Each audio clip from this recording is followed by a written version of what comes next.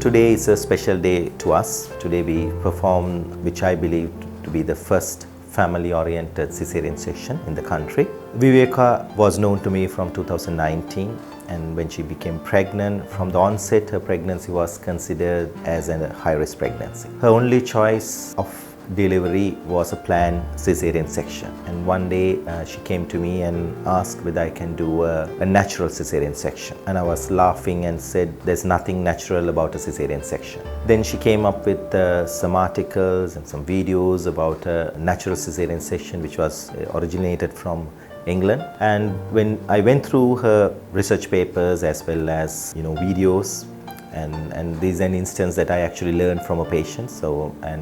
Then I had to kind of research myself, and I have to discuss with my anesthetist and also the hospital authorities whether it's feasible in Sri Lanka and in our hospital here. Finally, we have made some arrangements, and I said to Viveka, yes, we can do it for her. So the basic principle of a natural cesarean section, which we like to dub as a family-oriented cesarean section. Usually a cesarean section is doctor's domain, and we kind of put up a screen so that the surgery cannot be seen by the mother, because we believe that will scare her.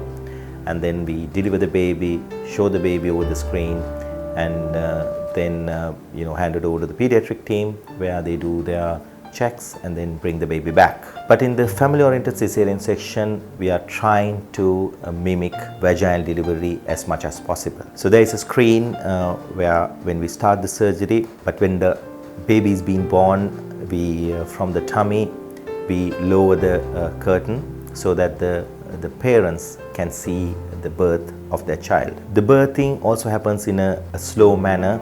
The baby actually squeezes out from the incision on her tummy, and that mimics the vaginal delivery where the baby's lungs are squeezed so that the water comes from lungs and helps her to breathe, the baby to breathe. And also it helps for us to do the skin to skin more easily, and the parents are engaged with the whole process. And once the baby is born, usually baby crawls to her tummy, and then we push the baby to the mother's breast. And we wait till the cord pulsation stops, which we medically say delayed cord clamping, which has shown many benefits.